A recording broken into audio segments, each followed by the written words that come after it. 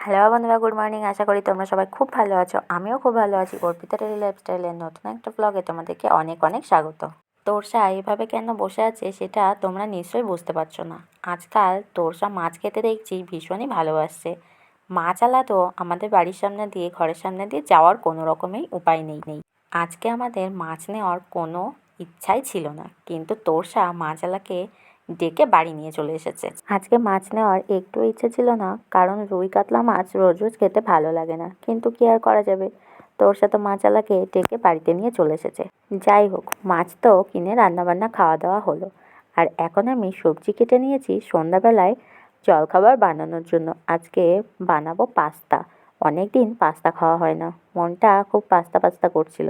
Pasta বানানোর জন্য ঘরে পাস্তার কোনো সবজি ছিল না, হাজবেন্ড গিয়ে নিয়ে আসলো। আর দেখতে পাচ্ছ যে বিনসগুলো কেটেছি, এগুলো হচ্ছে এখানকার বিনস। এখানকার বিনস আমার খুব একটা পছন্দ নয়, সেই জন্য আমি খুব একটা কিনি না। আজকে হাজবেন্ড একা দোকানে গেছিলো বলেই নিয়ে এসেছে। কিন্তু বিনসগুলো দেখে যেরকম মনে হতো, খেতে কিন্তু একদমই সেরকম নয়। বিনসগুলো খেতে আমাদের ওখানকার বিনসের মতনই, বরঞ্চ ওর থেকে আরও বেশি ভালো। এদিকে দেখো, আমার পাস্তাও কিন্তু রেডি হয়ে গেছে। আর তোরসাকে দেখে ভাবছো তোরসা এটা কি করছে। ও নাকি ওর বাবাইয়ের জামা পরবে, সেই জন্য এটা হাতের কাছে ছিল, এটাই পরিয়ে দিয়েছি। এখন বলছে ওর গায়ে নাকি এটা বড় হচ্ছে, ওকে নাকি ভালো লাগছে না দেখতে, অন্য আর একটা দিতে হবে। এখন আমি তোরসাকে কিভাবে বোঝাবো যে ওর বাবাইয়ের সব জামাগুলোই ওর গায়ে এরকম বড়ই হবে, কোনোটাই দেখতে ভালো লাগবে না। আজকে কিন্তু এখানে বেশ যথেষ্টই ঠান্ডা পড়েছে।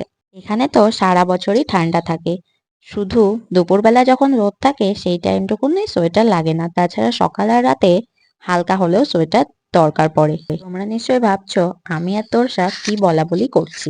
তোরসা একটা ভীষণ ভালো নেপালি ছড়া শিখেছে। এমনিতে ও একা একাই বলে, কিন্তু আমি যেহেতু ওর সামনে ফোন অর্থাৎ ক্যামেরা ধরে আছি, সেই জন্য ও বলবে না।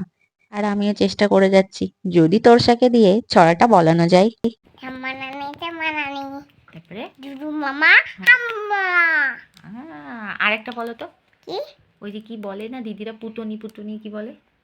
ও পুটানি বলো। কত নাম তার মানে কি? মানেটা বলে দাও একটু। টিম টিম টিম মাতে খানা তোটা সিং মানে।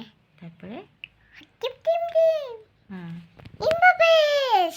আচ্ছা, তোরসা নেপালিতে যে ছড়াটা বলল, আমার মনে হয় সেটার মানে তোমরা অনেকেই বোঝোনি। আমি অবশ্য এখন অল্প অল্প বুঝি, তবে দ্বিতীয় যে নেপালি ছড়াটা বলল সেটার মানে আমি এখনও পর্যন্ত বুঝতে পারিনি। কিন্তু প্রথম যেটা বলল সেটা আমি একটু একটু বুঝতে পারি। ছাম্মা মানেটা আমি ঠিক জানি না। আর নানি মানে বাচ্চা। আর যে দুদু মাম্মা বলে, এই দুদুর পরে যে মাম্মাটা হয় সেই মাম্মাটা মানে ভাত। আর হাম্মা মানে খেয়ে নেওয়া। 1 বছর কালিম্পংয়ে এসে নেপালি ভাষা বলতে কিছুই জানি না, তবে একটু একটু বুঝতে পারি যদি ধীরে ধীরে বলে। ভিডিওটা আর বড় করব না, ভালো লাগলে অবশ্যই লাইক কমেন্ট শেয়ার করো, আর আমার চ্যানেলটিকে ফলো করতে ভুলো না।